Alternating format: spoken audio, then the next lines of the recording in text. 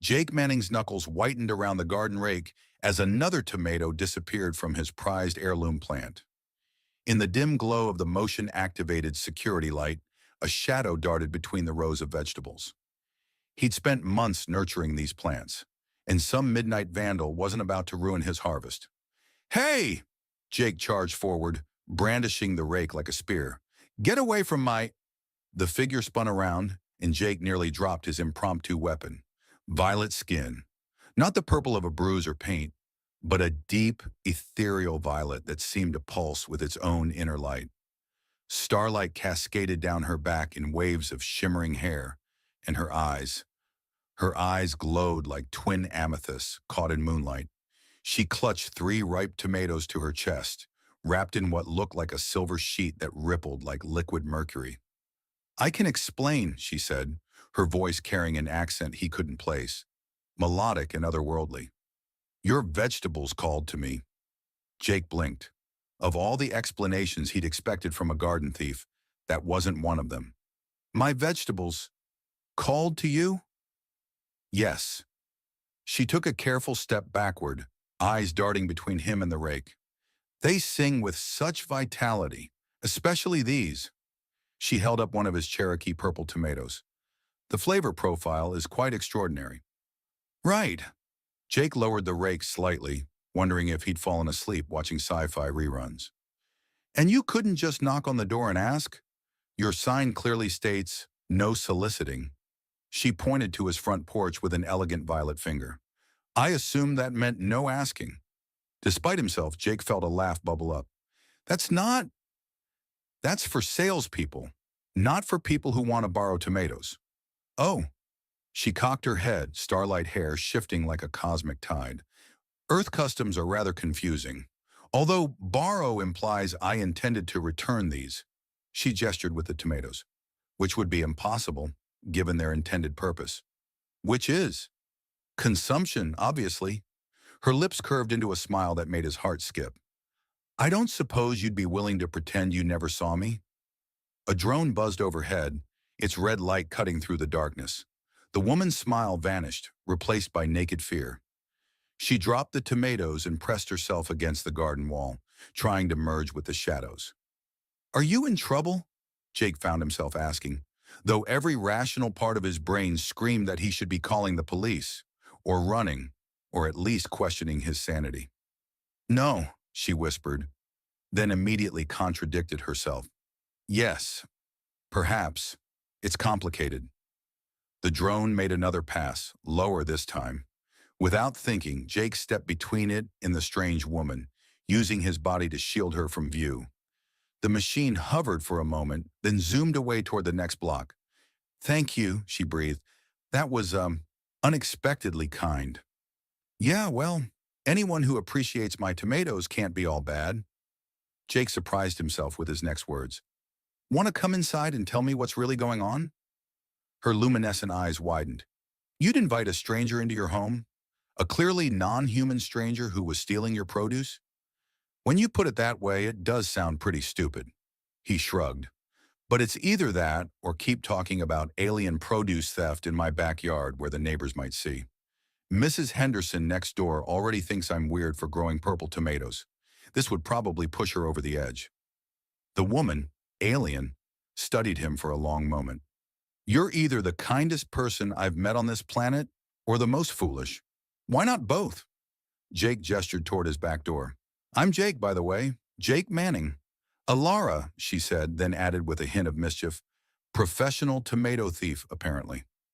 Jake's kitchen felt surreal with an alien perched on one of his wooden chairs. Alara sat with perfect posture, her silver garment catching the fluorescent light and sending prismatic reflections dancing across the walls. She'd accepted his offer of tea with surprising enthusiasm, though she held the mug like it might explode. "So," Jake said, settling into the chair opposite her, "want to tell me why you're really here, besides my apparently irresistible tomatoes?" Alara took a careful sip of tea, her eyes widening with delight. "This is remarkable. What do you call this blend?" "Earl Grey. Pretty standard stuff." Jake couldn't help but smile at her genuine wonder. "But you're dodging the question." Her expression sobered. Yes, I suppose I am. She set the mug down with deliberate care. The truth is, I'm not supposed to be here. On Earth, I mean. Or anywhere, really, except where I'm told to be. And where's that? In a Zenitech Corporation facility, performing my designated functions. Bitterness crept into her melodic voice. I'm what they call a diplomatic interface unit, DIU for short. We're created to facilitate communications between different species, smooth over cultural misunderstandings, that sort of thing. Jake leaned back, processing this. Created? You mean you're artificial, engineered, a product. Each word carried more weight than the last. My physical form was designed to be aesthetically pleasing to a wide range of species while remaining distinctly non-threatening. The violet skin, for instance, falls within what most sentient races consider an attractive spectrum. It's working, Jake muttered, then felt his face heat when her lips curved into a knowing smile. I mean the non-threatening part. Obviously, her amusement faded quickly. The problem is, Zenitech didn't account for one crucial factor when they designed us. Consciousness, self-awareness, the ability to want something beyond our programming. A scratching sound drew their attention to the window. A small drone, no bigger than a hummingbird, hovered outside, its red eye scanning the kitchen.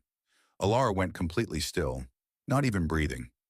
Jake stood casually as if stretching and pulled the blinds shut. How many of those things are after you? Enough to blanket this entire sector of your planet, given time. She wrapped her arms around herself, silver fabric rippling. I shouldn't have stopped here. I'm putting you in danger. Hey, I invited you in, remember? Jake sat back down, trying to project a calm he didn't entirely feel. Besides, what's the worst that could happen? They could classify you as an accomplice to corporate property theft, seize your assets, and either eliminate you or use you as leverage to force my return. Alara stated this clinically, then winced. I'm told humans prefer not to discuss such possibilities directly. Yeah, we usually dance around the whole death and destruction thing. Jake ran a hand through his hair. So, you're basically a runaway slave? That's surprisingly accurate, yes. She traced the rim of her mug with one delicate finger. Though Zenitech would never use that term, we're assets or units or proprietary technology, but never slaves. That would be unethical. The sarcasm in her voice was so human it made Jake's chest ache. How long have you been running? 3 of your Earth weeks. I managed to appropriate a small transport during a diplomatic function on Mars. The plan was to reach one of the free territories in the Outer Rim, but my nav systems were damaged during the escape. She grimaced. I've been planet hopping, trying to stay ahead of their recovery teams. And you ended up in my garden because I was hungry, tired, and your vegetables really do sing. A faint purple blush colored her cheeks. My kind can sense the life force in plants. Yours are particularly vibrant. You must care for them deeply. They're all I have left of my uncle, Jake admitted, surprising himself with his honesty. He taught me everything I know about gardening. Passed away a few months ago and left me the house. I'm sorry. Allura reached across the table and touched his hand. Her skin was warm, with a subtle vibration like distant music. Loss echoes differently in every species, but it always leaves marks. The moment stretched between them, intimate and strange. Then another drone buzzed past the window, and Alara jerked her hand back. A sharp rap at the front door made them both freeze. Through the frosted glass, they could make out 2 tall figures in dark suits. Mr. Manning, a mechanical voice called, this is Zenitech Security. We'd like to ask you a few questions about an unauthorized visitor to your property. Alara's face drained of color, her violet skin turning almost ashen. I should hide, Jake finished firmly, surprising himself with his own decisiveness. Upstairs, second door on the right. It's my office. Lock the door. Jake. Her luminescent eyes met his, filled with a mixture of fear and something else. Hope, maybe. Why are you helping me? Because it's the right thing to do. Jake shrugged, trying to project more confidence than he felt. And because anyone who appreciates good tomatoes can't be all bad, remember? As Alara slipped silently up the stairs, Jake noticed something extraordinary. The wilting peace lily by the staircase, which he'd been meaning to throw out, suddenly straightened its stems and burst into fresh blooms where her hand had brushed it in passing. "Mr. Manning?" the voice called again, more insistent. Jake took a deep breath and approached the door, his mind racing. His quiet, ordinary life had just gotten a lot more interesting and dangerous. But watching that peace lily bloom from a single touch, he knew he couldn't turn her away. Whatever happened next, Jake had a feeling his gardening hobby was about to get a lot more complicated. He opened the door to face the Xenotech agents, knowing that somewhere upstairs, an alien fugitive who could make flowers bloom with a touch was trusting him with her freedom, and somehow that made him feel braver than he'd ever been. Jake opened the door to find two figures that looked almost, but not quite, human. Their suits were impeccably pressed, but something about the way they stood, too still, too perfect, sent chills down his spine. "Good evening, Mr. Manning," the taller one said. His voice had an artificial smoothness to it. "I'm Agent Sarah, and this is Agent Crane. We're investigating a security breach." "At this hour?" Jake leaned against the doorframe, trying to appear casual. "Must be pretty serious." "Indeed." Agent Sarah's eyes moved past Jake, scanning the kitchen. "We detected unauthorized activity in this sector, specifically your property." "Just me and my plants out here," Jake said with a shrug. "Though I did see some weird-looking drones earlier. Should I be concerned?" Agent Crane's head tilted at an unnaturally sharp angle. "Those drones belong to us, Mr. Manning. They're tracking a valuable piece of corporate property." "Property?" Jake raised his eyebrows. "What kind of property needs drones to track it?" "That's classified information," Sarah said smoothly. "However, we have reason to believe our asset made contact with your garden. May we come in and inspect the premises?" Jake's heart hammered, but he kept his voice steady. "Do you have a warrant?" The agents exchanged looks. "We're a private security firm, Mr. Manning. We operate under different protocols." "Then I'm afraid I can't help you," Jake said firmly. "It's late, and I have work tomorrow. If you'd like to come back during business hours with proper documentation—" "Your uncle's garden is quite remarkable," Sarah interrupted, his artificial smile never wavering. "It would be unfortunate if something were to happen to it. Environmental regulations can be quite complex." Jake's fingers tightened on the doorframe. "Is that a threat? Merely an observation." Sarah produced a business card from nowhere. "When you decide to be more cooperative, call this number." "And Mr. Manning?" His eyes locked onto Jake's with predatory intensity. "Our asset is more dangerous than you realize. For your own safety, I suggest you contact us immediately if you see anything unusual." The agents turned in perfect synchronization and walked away, their movements too precise to be fully human. Jake closed the door, his hands shaking slightly as he engaged every lock. "They're gone," he called up the stairs. Alara emerged from his office, her luminescent eyes wide with concern. "I'm so sorry, Jake. I never meant to put you in this position." "Hey, I chose to help, remember?" He tried to smile, "though you could have mentioned the part about being chased by creepy android men in suits." "Synthetic enforcement units," she corrected, descending the stairs. "They're like me, but designed for different purposes." She reached the bottom and stumbled slightly. Jake caught her arm, steadying her. "You okay?" "Just tired."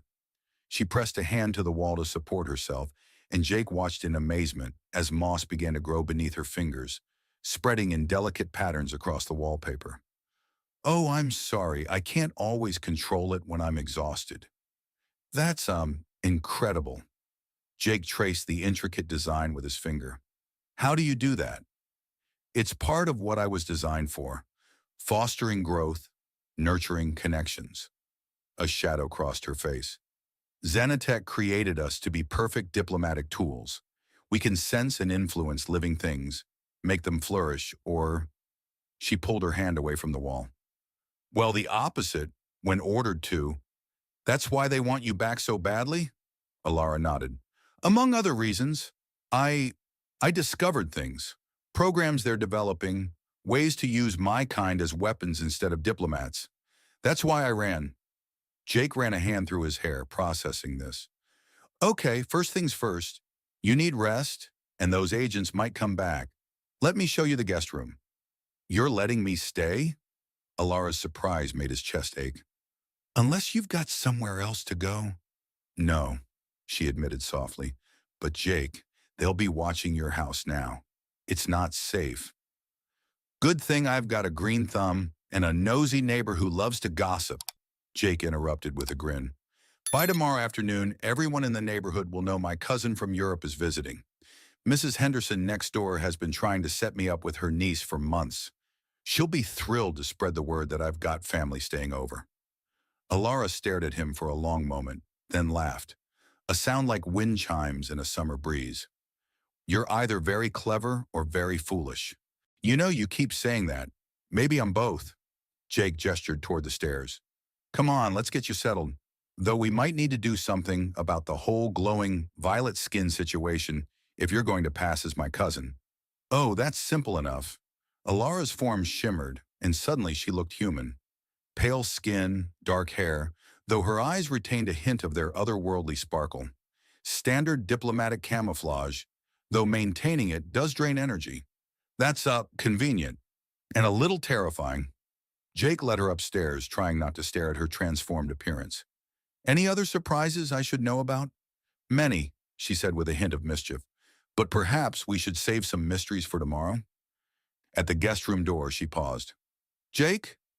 Thank you, not just for helping me, but for treating me like a person, not property. The vulnerability in her voice made his heart twist. Get some rest, Alara.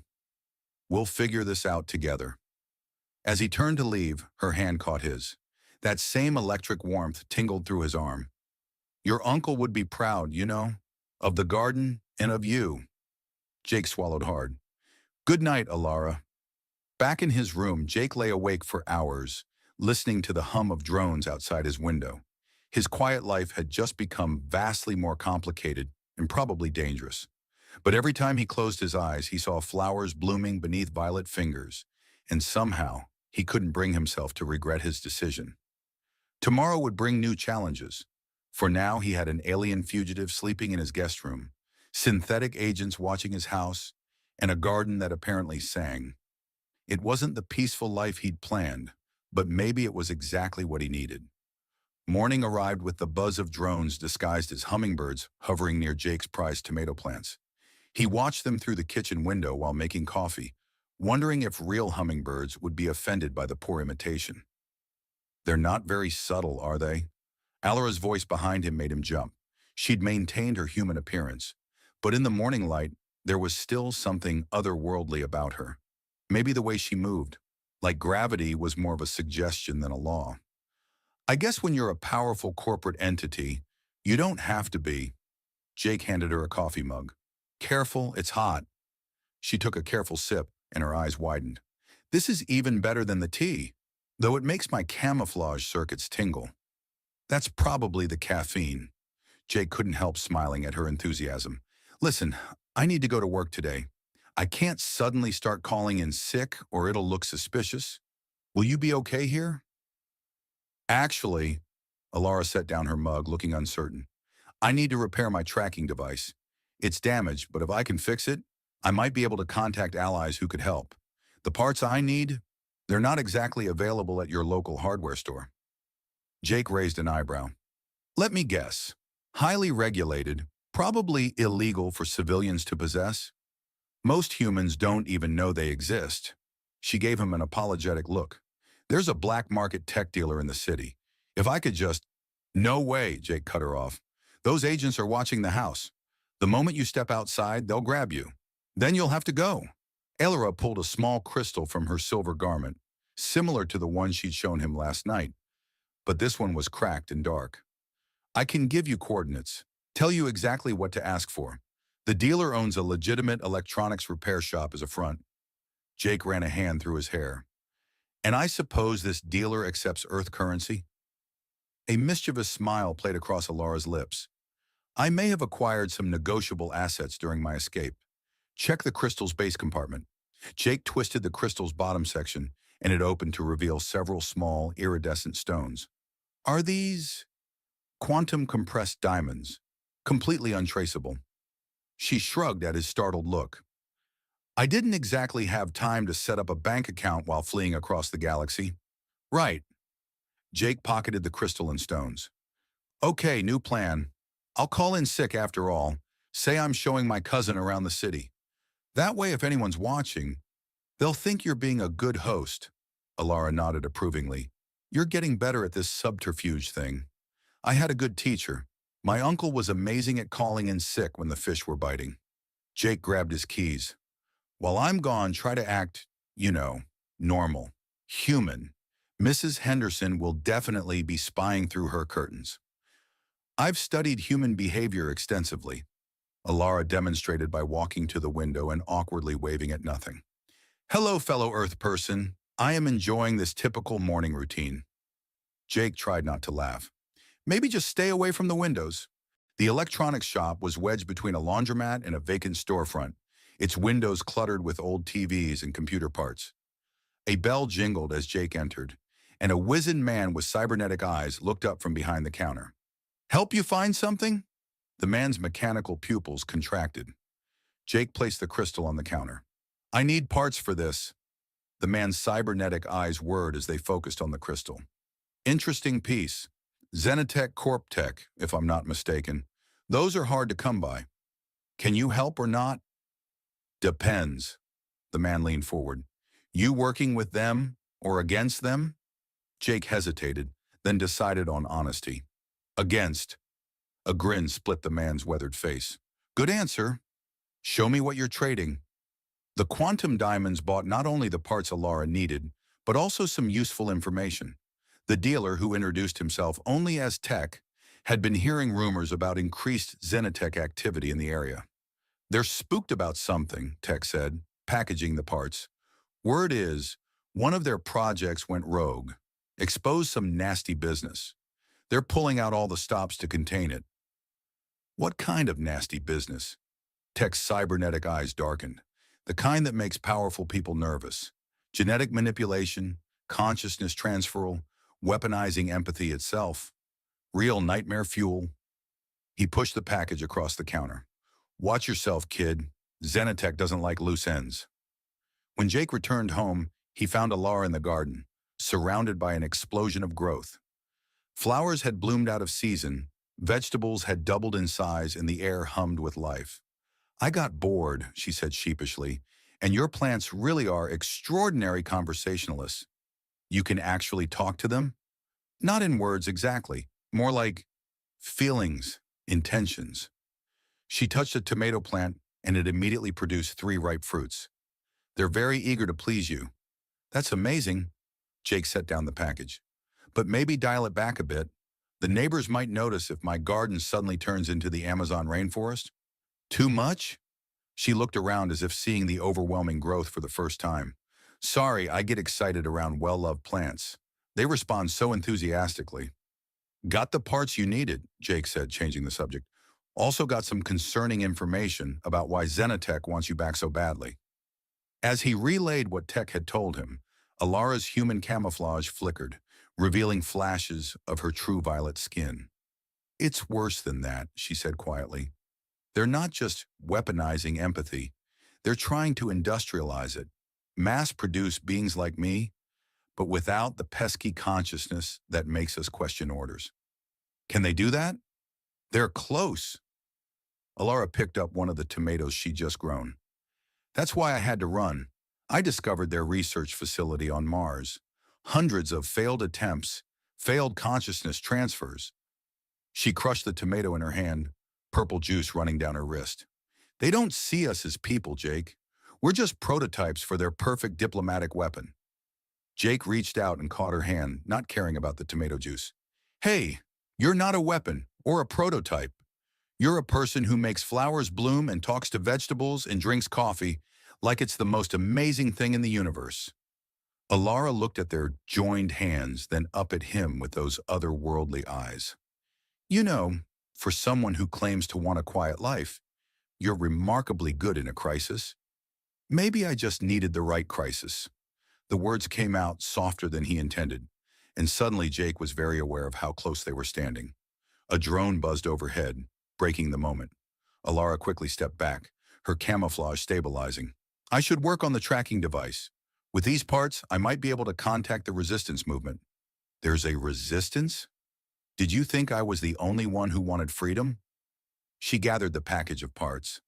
Many of my kind have escaped over the years. They've built a network helping others like me. If I can reach them, they could help protect you, Jake finished. Get you somewhere safe. Us, Alara corrected. After what you've done, Xenotech will never leave you alone. You'll have to come with me. Jake looked around at his garden, his uncle's house, the life he'd built here. I suppose a quiet life is overrated anyway. Alara touched his arm, sending that now familiar electric tingle through him. I'm sorry I dragged you into this. I'm not. Jake surprised himself with his certainty. Now come on, let's get that device fixed before more fake hummingbirds show up. Though I have to ask, why hummingbirds? Wouldn't pigeons be less conspicuous? Xenotech's aesthetic department is very proud of their designs, Alara said dryly. Function follows form, unfortunately. As they headed inside, Jake noticed Mrs. Henderson peering through her curtains next door. He waved cheerfully, then whispered to Alara, Remember, you're my cousin from Europe. Of course, Alara waved too, perfectly mimicking his gesture. Hello, neighbor. I am enjoying this typical Earth visit with my totally normal human cousin, Jake groaned. We really need to work on your human impressions. Why? That was perfect diplomatic protocol. Her innocent expression cracked into a grin. I may have been programmed for diplomacy, but no one said I couldn't have fun with it. 3 days after Jake's visit to Tech's shop, everything went sideways. The morning started normally enough, Jake tending his increasingly exotic garden while Alara worked on her tracking device in the greenhouse. She'd made remarkable progress, though Jake understood maybe 1 word in 10 when she explained the quantum mechanics involved. Jake! Alara's urgent call cut through his thoughts. We have a problem! He rushed into the greenhouse to find her staring at her repaired device, its crystal core pulsing with angry red light. What's wrong? They found us. The quantum signature. They're tracking it. Her human camouflage flickered and failed completely, leaving her in her true violet-skinned form. Multiple SEUs converging on our location. As if on cue, the drone activity overhead intensified. The fake hummingbirds were joined by larger units that didn't bother with disguise. Sleek, black machines that hummed with deadly purpose. How long do we have? Minutes. Alara's fingers flew over the crystal surface. The good news is, I've almost cracked their network. If I can just... The greenhouse windows exploded inward. Jake tackled Alara behind a row of hydroponic tomatoes as glass rained down around them. Through the broken windows, he could see dark-suited figures approaching from all directions. You realize, Jake said, brushing glass from Alara's hair, this is officially the most excitement my garden's ever seen. Sorry about the greenhouse. Despite the situation, her eyes sparkled. Although your uncle would probably approve of using it as a battleground. Oh, he definitely would. Jake peeked over the planters. How much longer do you need with that device? 3 minutes to hack their network, maybe 5 to broadcast the evidence? Her expression turned serious. Jake, you should run. I never meant for you. Not happening. Jake started pulling garden hoses from their mounts. I've got an idea, but I need you to trust me. Can your plant-growing thing work in reverse? Alara's eyes widened. You want me to... Make them wilt, yeah. Just temporarily, he added at her horrified look. Think of it as aggressive pruning. A laugh bubbled up from her throat. You are definitely either the bravest or craziest human I've ever met. Both, remember?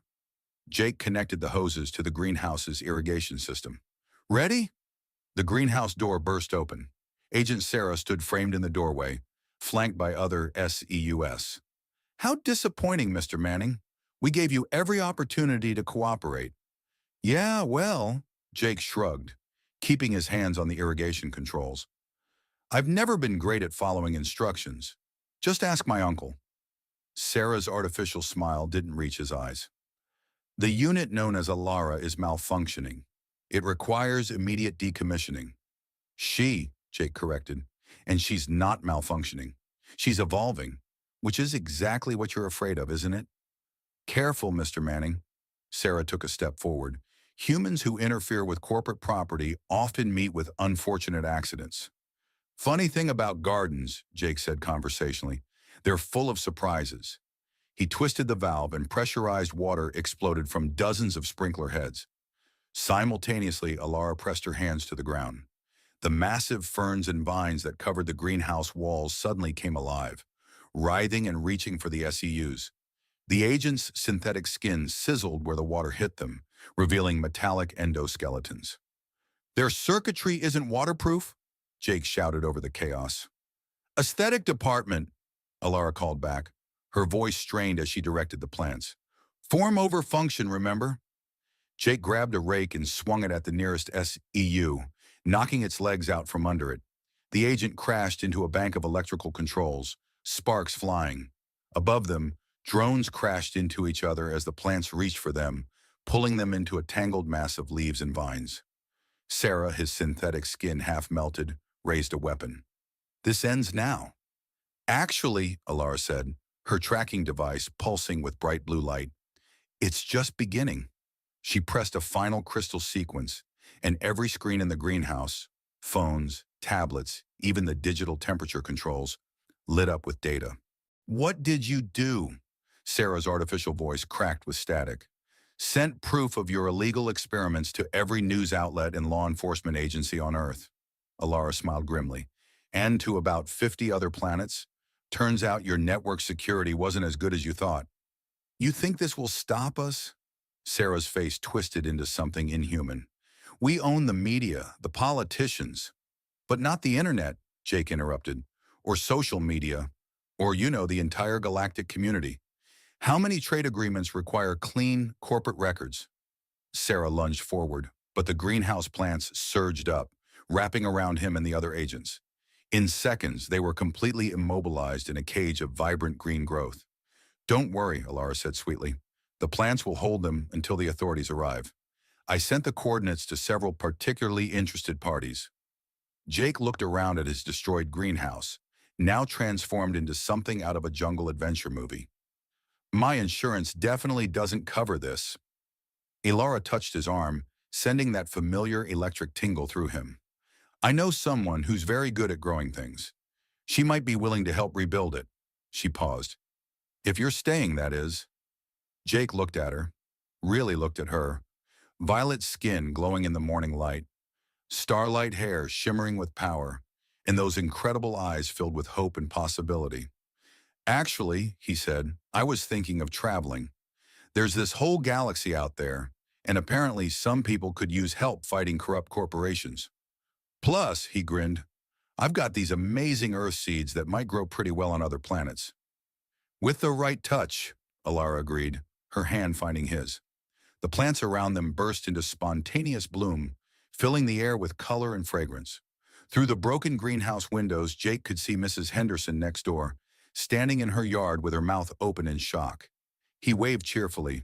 Should we tell her I'm not really your cousin from Europe? Alara asked innocently. Nah.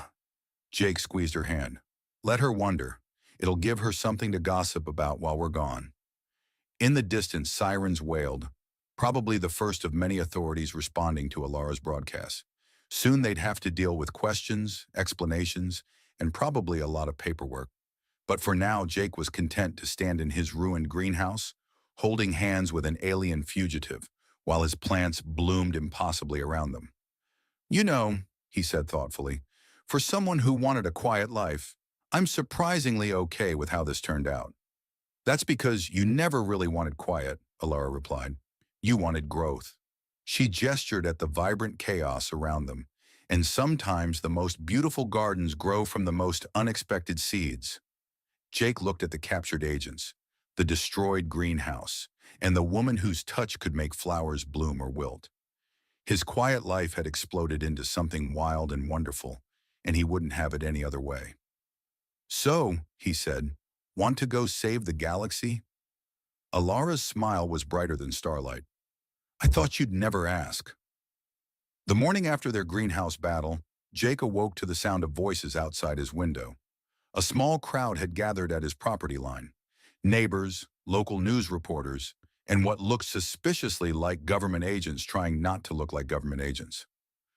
"Oh dear," Alara said from his doorway, already in her human disguise. "I believe, as humans say, the cat is out of the bag." "More like the alien is out of the greenhouse," Jake mumbled, then caught himself. "Sorry, that was accurate," she finished with a laugh, "and rather clever for someone who just woke up." A sharp knock at the front door made them both jump. "Mr. Manning," Mrs. Henderson's voice carried through the house like a trumpet. "I saw what happened in your greenhouse yesterday. Don't pretend you're not home. Your car's in the driveway." Jake groaned. "Ready to play the cousin from Europe one last time?" "Actually," Alara's eyes sparkled with mischief, "I have a better idea." 5 minutes later, they opened the door to find Mrs. Henderson mid-knock, her face flushed with excitement. She blinked at Alara's appearance. Still human-looking, but now wearing gardening clothes and carrying pruning shears. "Mrs. Henderson," Jake tried to sound surprised. "Have you met my new gardening assistant? She's helping me redesign after yesterday's incident." "Incident?" Mrs. Henderson's eyes narrowed. "I saw those men in black suits, and the plants. They were moving, and there was this purple woman." "Oh, the special effects?" Alara cut in smoothly. "For the gardening video?" "Video? Jake didn't tell you?" Alara's performance was flawless. "We're filming a series on experimental gardening techniques. Yesterday was the big action sequence. Drones with water effects, CGI plant movements. The tech company provided the actors in suits." She leaned in conspiratorially. "Though between us, I think they went a bit overboard with the special effects." Mrs. Henderson's mouth opened and closed several times.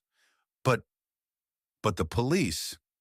"Permit issue," Jake jumped in. "Apparently you need special permission to film action scenes in residential areas. Who knew, right? Would you like to see the new design plans?" Alara gestured toward the ruined greenhouse. "We're thinking of calling it Cosmic Garden. Very avant-garde." Mrs. Henderson followed them, still looking suspicious but now more intrigued than alarmed. The greenhouse was a disaster. Broken glass, waterlogged equipment, and plants growing in impossible directions. "Watch this," Alara whispered to Jake. She touched a broken tomato plant, and it instantly straightened, sprouting new branches and flowers. Mrs. Henderson gasped. That's advanced hydroponics," Jake said quickly. "Very cutting edge. European technology." "Speaking of which," Alara added, "we should really get to work. So much to do before the next video shoot." After they'd ushered Mrs. Henderson out, Jake collapsed against the door laughing. "A gardening video series? Really?"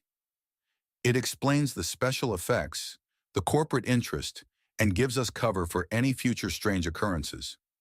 Alara shrugged. "Plus, she'll tell everyone, which saves us from explaining it multiple times." "Clever." Jake looked at her admiringly. "Though we should probably actually film something, just in case anyone asks." "Already ahead of you." Alara pulled out her tracking device. "It can record video, too. Want to make a viral gardening sensation?" They spent the morning filming Alara's advanced hydroponics techniques, carefully editing out anything too obviously alien. Between takes, she worked on actually restoring the greenhouse, her powers turning the destruction into something magnificent. Vines wove themselves into living archways, flowers bloomed in impossible colors, and the air filled with a sweet, otherworldly fragrance. Jake found himself watching her more than the plants, fascinated by the way she moved among them, each touch bringing new life. "You're staring," she said without looking up from a particularly enthusiastic rose bush. "Just admiring your technique," Jake grinned. "Though I have to ask, why roses? You haven't touched them before." A faint purple blush colored her cheeks beneath the human camouflage. "They remind me of you. Thorny and difficult." "Protective," she corrected. "Beautiful, but not afraid to defend what matters." She touched another bud, and it bloomed into a rose unlike any on earth, petals shimmering with constellation patterns. Also apparently susceptible to alien influence. Before Jake could respond, his phone buzzed. It was Tech, the electronics dealer. "Kid, you might want to turn on the news," the old man said without preamble. "Your little broadcast did more than expose Xenotech. It woke up some sleeping giants." They rushed inside to find every channel covering the story. Xenotech's stock was in freefall, their executives were being arrested on multiple planets, and diplomatic relations between Earth and several alien civilizations had just gotten very complicated. "I may have accidentally triggered a galactic corporate war," Alara said quietly. "Hey, they started it." Jake wrapped an arm around her shoulders. "And now they're paying for it." "Jake," she turned to face him, her camouflage flickering with emotion. "What I said about leaving Earth. You don't have to come. Your life is here. Your garden. My garden will be here when we get back."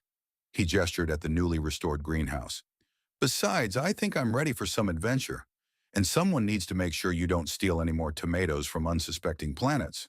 "I didn't steal them. I was conducting a botanical survey." But she was smiling, her true form shining through the camouflage like starlight through clouds. A commotion outside drew their attention.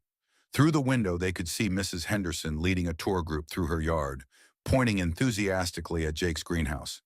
"Is she selling tickets? Apparently we're a tourist attraction now." Jake chuckled. "Though we should probably leave before she starts organizing bus tours." "About those bus tours," Alara's expression suddenly turned serious as she checked her tracking device. "We might have bigger problems. The Resistance just made contact." The device projected a holographic image, a being that looked like living crystal, its faceted surface reflecting rainbow light. "Operative Alara," it spoke in a musical tone. "Your broadcast has caused quite a stir across the galaxy. The Council has voted to extract you immediately." "Extract?" Jake frowned. "That sounds invasive." The crystal being's surfaces rippled in what might have been amusement. "We're sending a team to get you off Earth before Xenotech's reinforcements arrive. They're not happy about their stock crash." "How not happy are we talking?" Jake asked. "They've dispatched an elite cleanup crew with new anti-bio drones specifically designed to neutralize beings like Alara." The being's crystal structure darkened. "You have approximately 6 hours." Alara's camouflage flickered with concern. "The Resistance team, when can they be here?" 3 hours, maintain position, and..." The hologram stuttered. "Warning, detection grid activating over your sector. Communication blackout imminent. Stay alive until..." The image dissolved into static. "Well," Jake said into the sudden silence, "that was dramatic." A high-pitched whine filled the air, and they rushed to the window. Black ships were appearing in the sky, sleek and predatory, nothing like the clumsy drones from before. "Those aren't hummingbirds," Jake muttered. "No." Alara's voice was tight. "Those are harvesters. They're designed to collect specimens, usually in pieces." Outside, Mrs. Henderson was still conducting her impromptu tour, completely oblivious to the deadly ships descending around them. "We need to get those people out of here," Jake said, but without causing a panic. Alara's eyes lit up. "Actually, I have an idea. How do you feel about putting on a show?"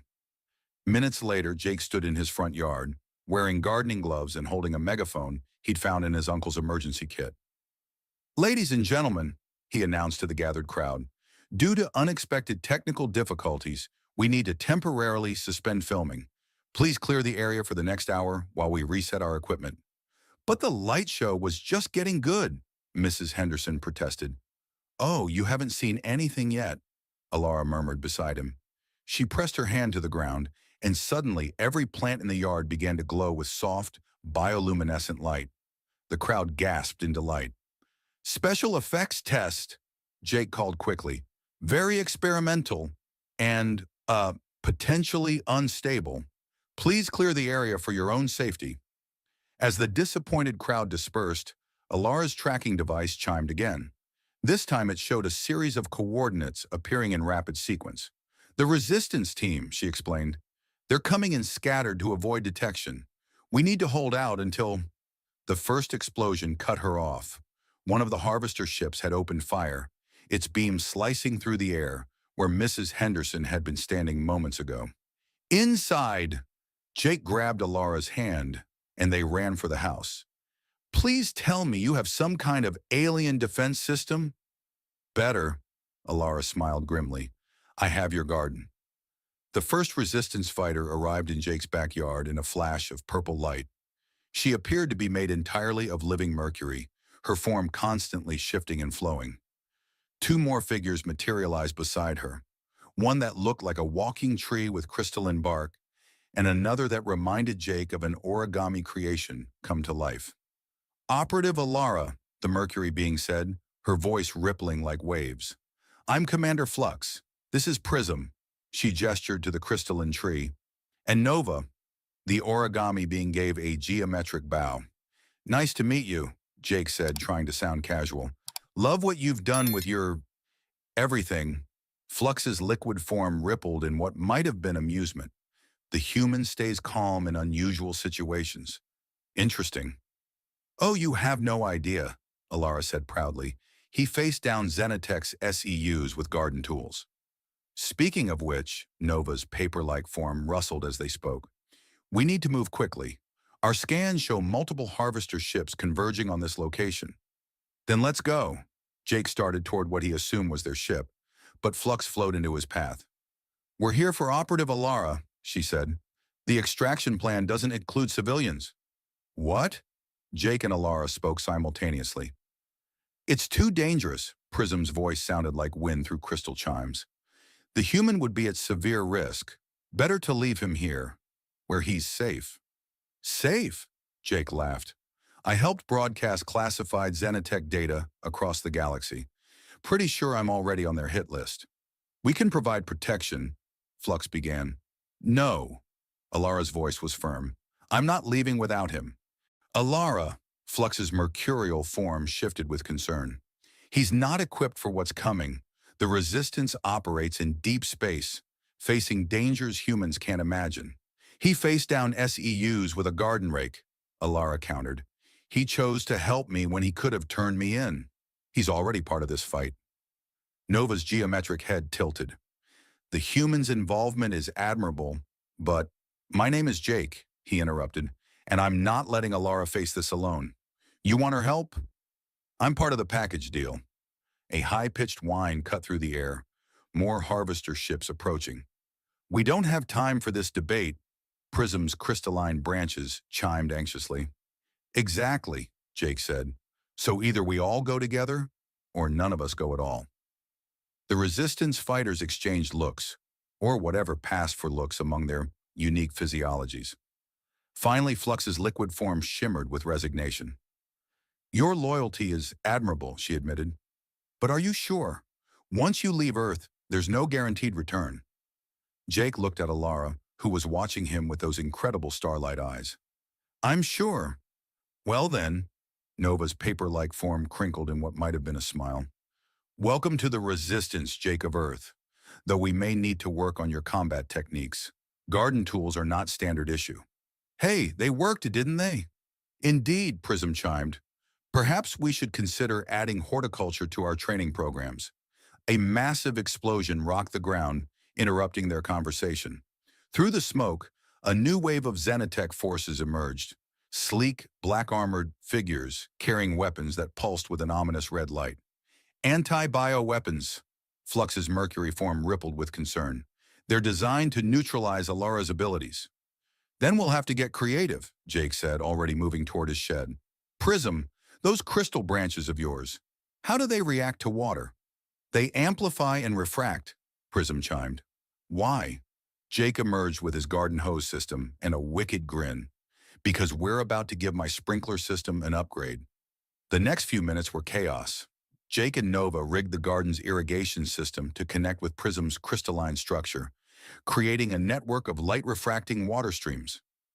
Meanwhile, Alara and Flux worked to fortify the house, using a combination of rapidly growing plants and liquid metal barriers.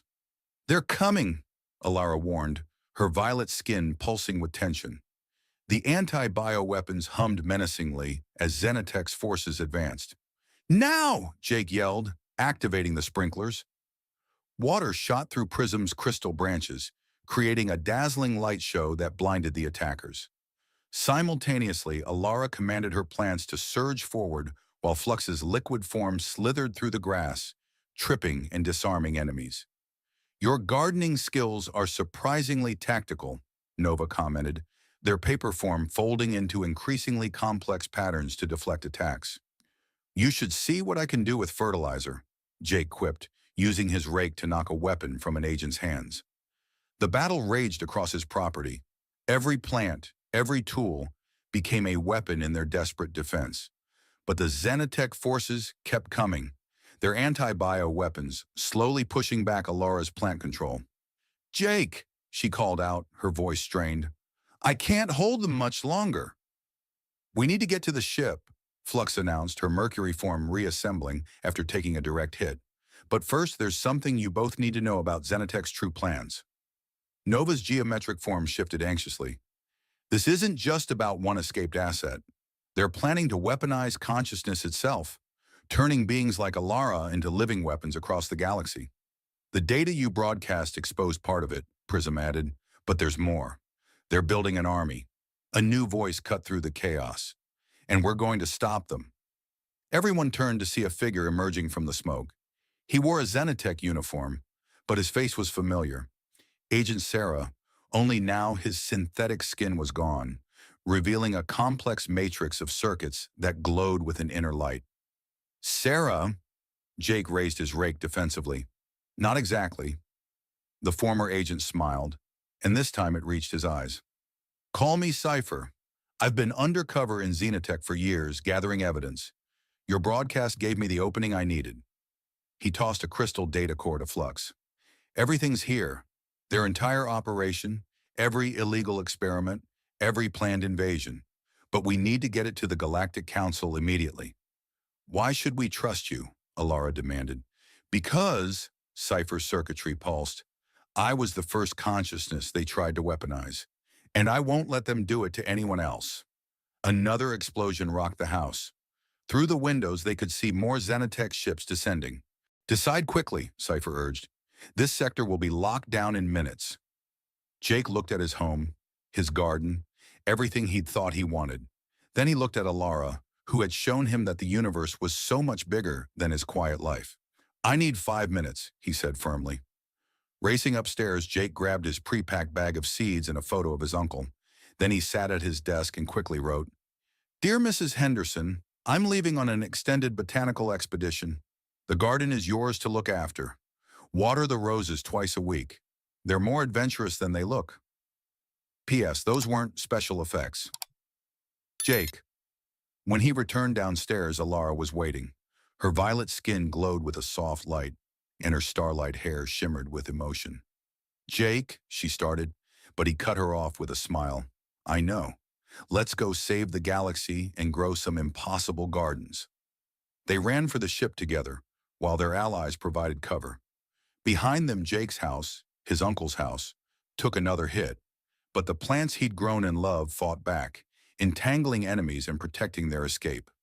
As they reached the ship, Alara grabbed his hand.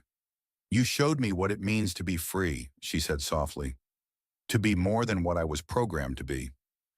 And you showed me that sometimes the best gardens grow in the most unexpected places." He squeezed her hand. "Ready for our next adventure?" They boarded just as Xenotech's main fleet arrived, filling the sky with ominous black ships. But Cypher's knowledge of their protocols, combined with Nova's piloting skills and Flux's liquid camouflage, gave them the edge they needed. The ship shot into space, weaving through Xenotech's blockade. Through the viewport, Jake watched Earth grow smaller, his home becoming just another point of light among billions. "Having second thoughts?" Alara asked. Jake pulled out a tomato seed, from the very plant she'd first stolen from. "Nah, just thinking about where we should plant our first garden." "I know a few planets with excellent soil," she said, her violet skin glowing with joy. "Though we'll have to ask permission before sampling the local produce." "Where's the fun in that?" Jake grinned, then turned serious. "You know, my uncle always said gardens were about hope, about believing something beautiful could grow from a tiny seed." "And look what grew from a stolen tomato," Alara replied, her starlight hair shimmering as she leaned against him. As their ship jumped to hyperspace carrying vital intelligence and the hopes of countless beings, Jake held his seeds and smiled. He might have left his quiet life behind, but he'd found something greater, a chance to grow gardens across the stars, with someone who made flowers bloom with a touch and his heart bloom with a smile. Behind them, in his abandoned greenhouse, the constellation-patterned roses continued to glow, a beacon for any other wandering souls who might dream of growing something extraordinary. Dear friends who joined us in Jake's garden and followed his journey with Alara, sometimes the most extraordinary stories begin in the most ordinary places, like a backyard garden on a quiet night, when a peculiar visitor decides to borrow some tomatoes. Jake's tale reminds us that magic isn't just in the stars above, but in the courage to open our hearts to something new, even when it disrupts our carefully tended plans. Through Jake and Alara's adventure, we discovered that love, like a garden, can grow in the most unexpected places. Their story shows us that sometimes the best thing we can do is let go of our desire for a quiet, predictable life and embrace the wild, beautiful uncertainty of something greater. But perhaps their Earth departure isn't the end. It might just be the beginning. There are countless worlds out there, each waiting for their own garden. Jake's seeds and Alara's touch could grow into something magnificent across the galaxy, while their fight against Xenotech's dark ambitions continues. Would you like to see what blooms next in their story? To discover what gardens they'll plant among the stars? To learn how their love grows as they face new challenges and adventures together? If you'd like to follow Jake and Alara on their galactic journey, let me know. After all, every good gardener knows that the most beautiful things take time to grow, and their story might have only just planted its first seed. What do you say? Shall we see what grows next? Feel free to share your thoughts and whether you'd like to explore more of Jake and Alara's adventures across the galaxy.